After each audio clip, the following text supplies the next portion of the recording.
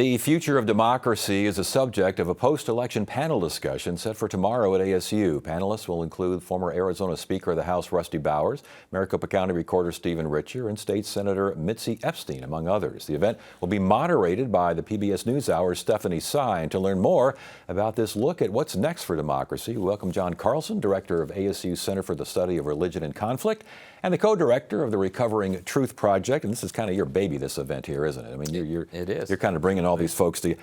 All right, the question is, what's next for democracy? What is next for democracy? Well, that's the topic for tomorrow night, and we've got great people there to talk about it. Obviously, two major defenders of democracy, Rusty Bowers and Stephen Richer, both of whom lost their primaries ultimately for standing up for what was correct, accurate, truthful information and getting punished by their parties for it. What does this say that this is even a topic of discussion? Yeah, that's a lot of people are asking that, and we have a really divided electorate. We have people who are focused only on or primarily on issues like the economy or immigration, but then we've got a whole other group of folks who are deeply, deeply concerned about the future of democracy. That is, all of the customs, all of the practices, the peaceful transfer of power, the preservation of the rule of law, as your previous guest was discussing. The concerns about basic protocols. You don't punish and try to prosecute your enemies. All of these things are very much up for grabs and of deep concern for many Americans. So would you say that democracy is in crisis? Would you say democracy is backsliding right now? I think many watchdogs and basic citizens at a kind of intuitive level have said, yes, we're in uncharted territory. This is unprecedented in terms of the kind of rhetoric, which is a kind of really important staple of democracy, presidential rhetoric. We've not seen anything like this in terms of the peaceful transfer of power, of accepting the election results, of accepting one's loss, participating in that rather than, say, inciting an insurrection. That's very much a new phenomenon. So yes, there's a lot of reasons for concern. The changing media landscape, ads and bots and viral videos, AI, all of this stuff, the impact on what some see as a backsliding in democracy.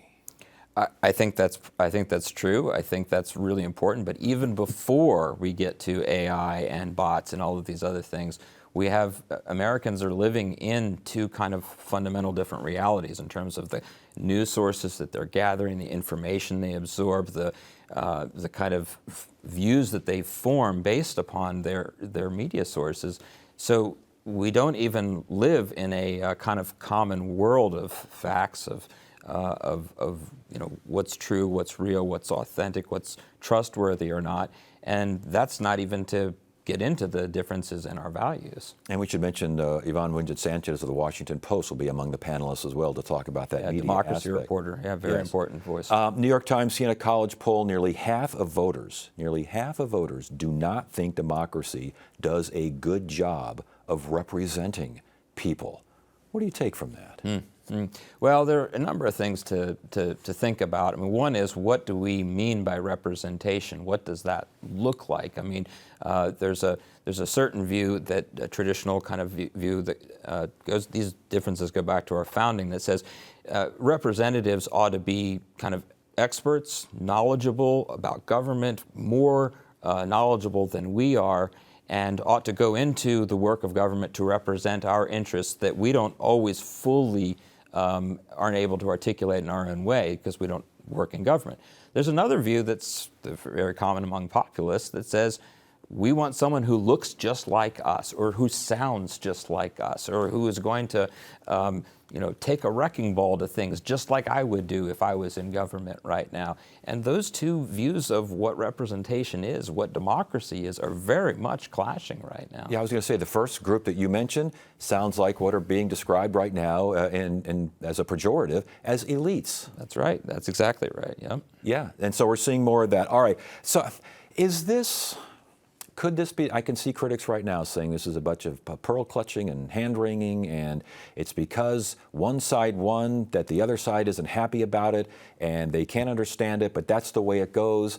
You count the votes and you live with the results. Do they have a point? Well, certainly there's a point in terms of accepting the results and living with and living with them, even if your side lost. I think that was the point that many Democrats made in 2020 and 2022, especially here in Arizona. And that's what we're going to be focusing on in this panel, Arizona politics, because it's an important cross-section of the national electorate. But the reason why it's not simply a partisan issue, I'll give you that and as some people like to make it out to be, I can tell you two reasons why. Number one, if you look at those who thought that the preservation of democracy was the most important issue on the ballot, 80% of them voted for Harris, but they weren't all Democrats. It included a lot of conservative Republicans. It included folks who are, deeply concerned about the state of democracy, the Liz Cheneys of the world. That's not simply a partisan issue. It's not a part of, okay, you're going to continue. Yeah, well, I think the other reason it's important is that those who say democracy is most important, 80% of them voted for Harris. Interestingly, those who thought that immigration or the economy was most important voted for Trump. You've got a fundamental conflict here about whether about elections are about settling policies, and differences there. That's traditionally how they've been. Now, though, you've got a group that says, wait a minute, this is about whether we're going to have a democracy, even figure out the rules by which we're going to figure which policies to embrace. It sounds like it's going to be a great discussion. Where can people find it? Where can people learn more? So you can look. You can go to the website that's should be on your screen right now. Good. You can also Google ASU Live at 4:30 p.m. Mountain Standard Time tomorrow. It'll come up there, and you can see it on the AZPBS YouTube channel. All right, our YouTube channel, and we'll be streaming it, and you can get more information there. All points, 4:30 tomorrow. Good luck on that. Sounds like it's going to be a great discussion. Thanks very much.